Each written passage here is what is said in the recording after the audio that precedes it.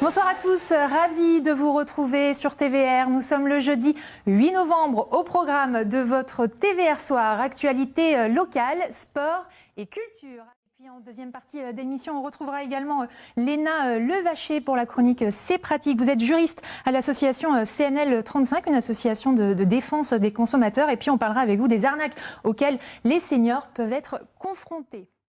Allez, on passe à la chronique C'est pratique avec une invitée ce soir, Léna Levaché. Merci d'être avec nous. Vous êtes juriste pour l'association CNL 35, une association de défense des consommateurs. Et on va parler avec vous des arnaques dont les seniors peuvent être, par lesquelles les seniors peuvent être touchés. Justement, ces arnaques, de quel type peuvent-elles être? Pouvez-vous nous donner un exemple d'arnaque récurrente? C'est par exemple un commercial qui se présente à votre domicile et qui vous demande vos factures d'électricité, par exemple. Ça, c'est assez régulier, c'est ce qui arrive souvent. C'est assez régulier et à partir des simples factures, sans que vous ayez signé aucun contrat, ils peuvent résilier votre contrat chez votre fournisseur et vous faire souscrire un nouveau contrat chez un concurrent. Alors, il faut savoir qu'en plus, ces commerciaux se font passer souvent pour EDF, en fait. Oui, tout à fait. Ouais. Ils ont des logos et des brochures qui ne correspondent pas à la réalité et de leur qualité. D'accord, donc surtout ne pas montrer ces factures à ces personnes dans ces cas-là. Comment on peut faire pour éviter les pièges, justement, quand on se retrouve face à ces personnes? Le mieux, si on peut, c'est d'être accompagné par un proche, de ne pas donner d'informations personnelles, ne jamais donner ses coordonnées bancaires. Et sinon, exiger un devis le plus détaillé possible et surtout ne jamais signer immédiatement de contrat. Il faut toujours s'accorder le temps de la réflexion. Est-ce qu'il existe d'autres arnaques auxquelles peuvent être confrontés les seniors?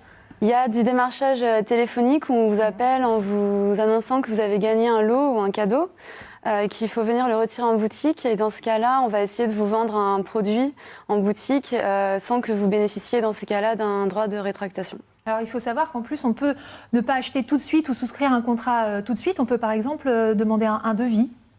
En cas d'achat, en fait, avant un achat, on peut demander un devis, par exemple. Oui, il faut toujours demander un devis.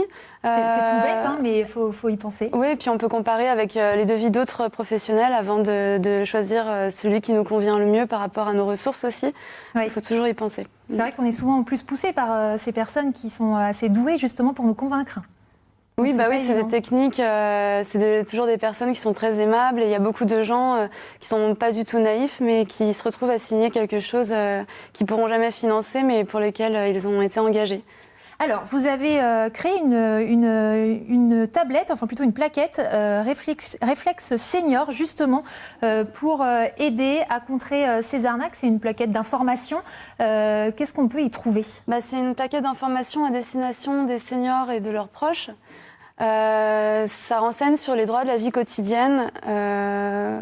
Ça donne des informations sur vos droits, sur comment vous défendre et comment vous prémunir face à certaines pratiques abusives. Et c'est disponible gratuitement à la Maison de la Consommation et de l'Environnement. Il suffit de demander à l'accueil. Et d'ailleurs, à la Maison de la Consommation et de l'Environnement, on propose aussi des ateliers de formation? Oui, ils font des formations, des réunions d'information. Ils développent beaucoup de choses autour de ce thème parce que c'est des choses qu'on retrouve dans les associations tous les jours. Et surtout, quand vous avez un doute, il ne faut pas rester seul avec vos questionnements. Il faut toujours appeler une association qui pourra examiner la situation avec vous. Parce que même si vous avez signé un contrat, il y a toujours des possibilités de faire valoir vos droits. Merci beaucoup, Léna Levaché, pour toutes ces explications. Merci à tous d'avoir suivi cette édition.